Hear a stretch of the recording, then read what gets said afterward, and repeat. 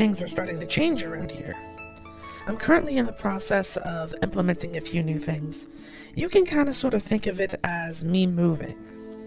Something along those lines. But there's still quite a few things that I need to work out, so it's not entirely done yet, but hopefully sometime soon I'll be able to show you guys what I've been cooking up.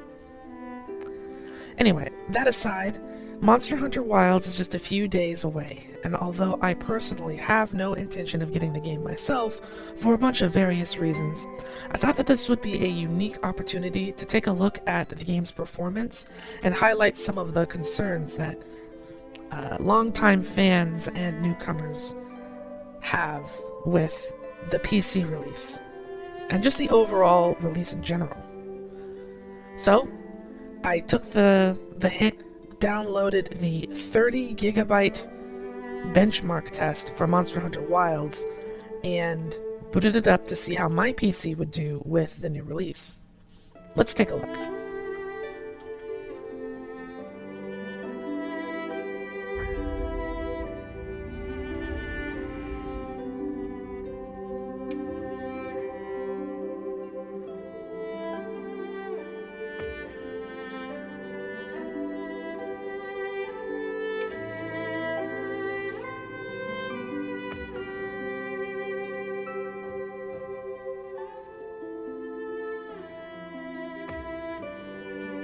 So I'm going to talk over this just a little bit while this goes, but I want to make it perfectly clear that a lot of people run these benchmark tests with the benchmark being the only thing that's playing, and it was very important to me that this be the most accurate test that I could possibly make it.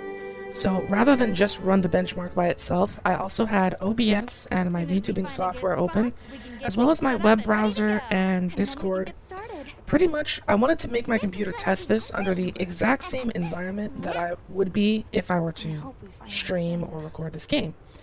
So any performance issues, lags, or anything like that are more accurately represented in this.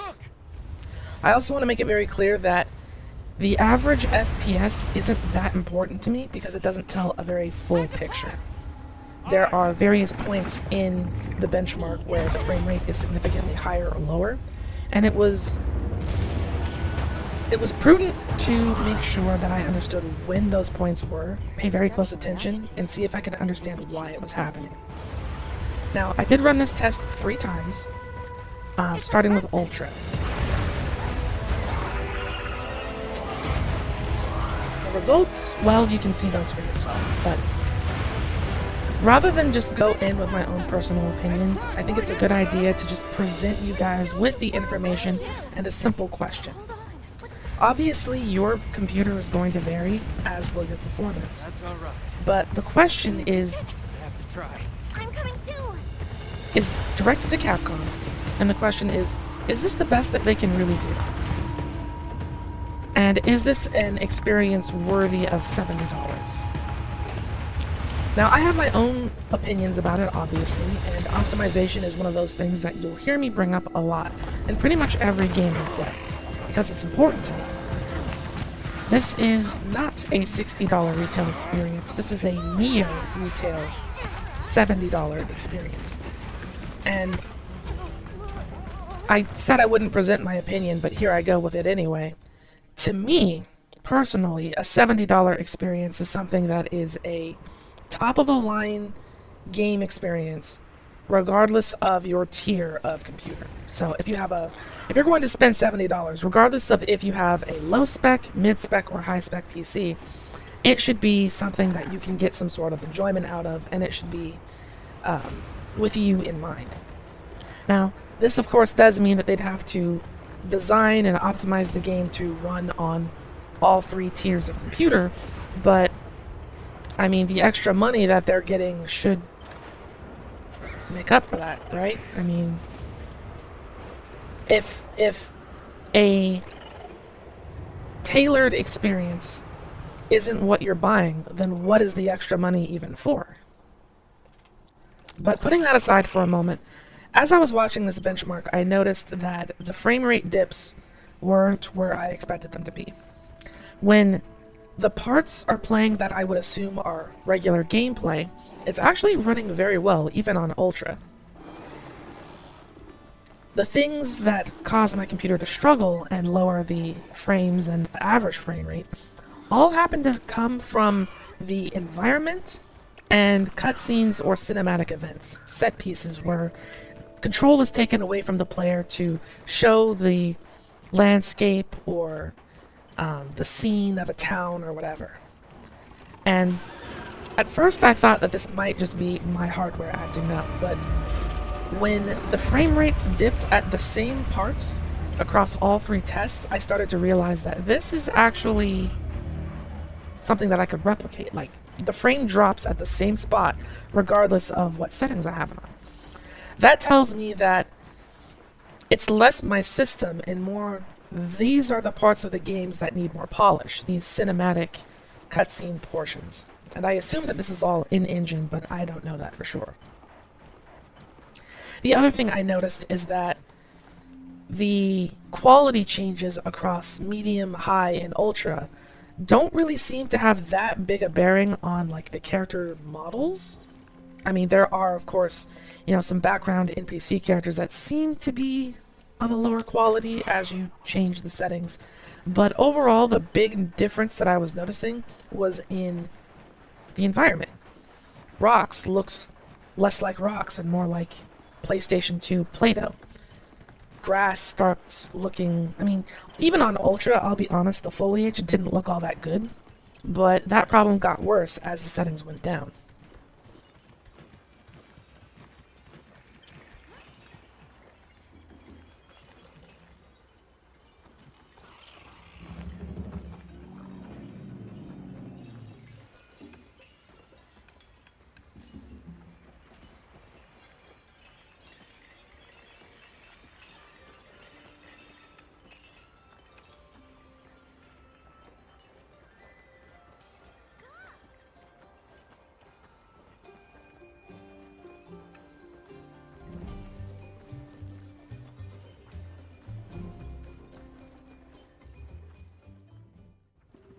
Welcome!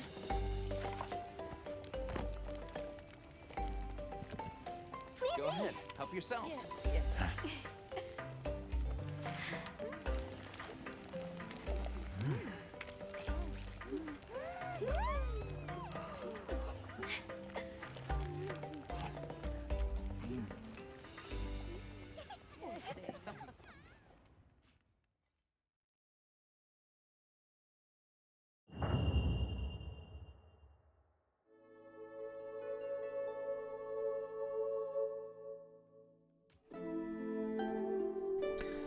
The original question is this the best that Capcom can do with a brand new Monster Hunter?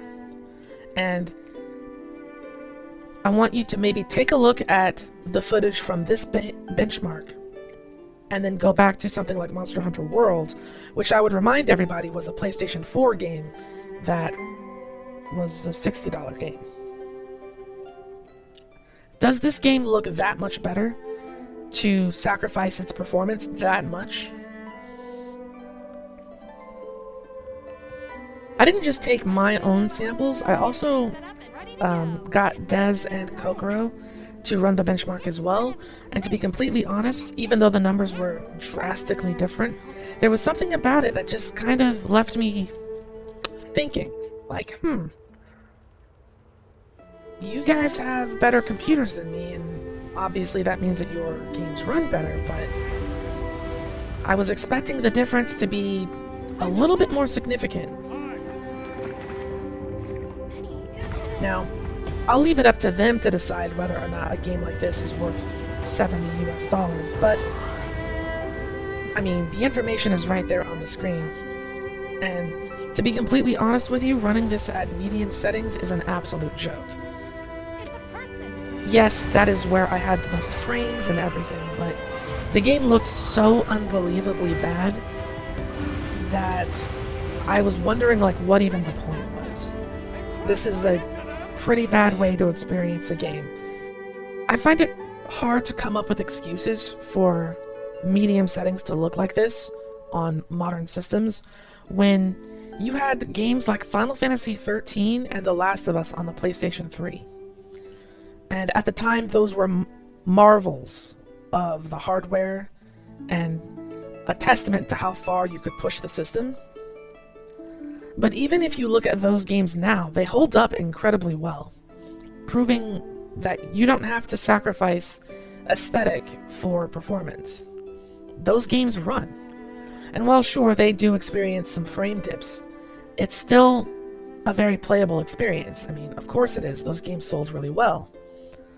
Then you come to something like this with much more powerful hardware and a somewhat similar style to its previous game, Monster Hunter World, and it's like, someone somewhere has some explaining to do. Maybe one of you guys down in the comments could explain why things are the way they are. And I understand that Monster Hunter is an incredibly popular IP, and nothing I say is really going to impact the amount of sales that it gets. That's not really why I'm doing this. I'm not trying to affect the game's sales overall. I'm just asking you, whoever's watching this, I'm asking you personally, what sort of game are you looking for when you hear $70? If you're going to give me $70, what exactly do you want in return? Is it a over-the-top visual marvel that has some very glaring frame dips, or is it something that maybe doesn't look as picturesque, but is stable and has enjoyable gameplay, music, and story? It kind of just depends. I know a lot of people have been on board with games like Final Fantasy XVI, Devil May Cry 5, and obviously this. Many people on my friends list have already pre-ordered the game, so, I mean, they made that decision well before the benchmark ever came out. They were going to buy the game regardless, is what I'm trying to say. But, honestly, tell me, between this, Dragon's Dogma 2, and a bunch of other more modern games, at what point in time does it get to be too much? When does the price tag not match the product? And I'm not talking about political things like woke and all that other bullshit. I'm talking about the game itself. At what point in time do you go, I don't think that that's worth the money that you're asking for?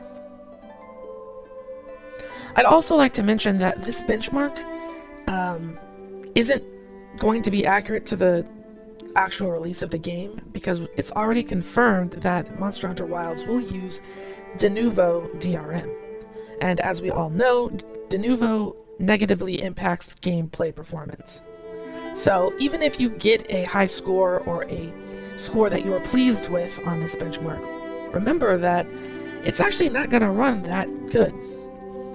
Now, how much worse Denuvo is going to make this game run is a mystery to us all until the game actually releases, but it's something to keep in mind. That's going to do it for me. As always, thank you so much for watching, and I will see you all in another video.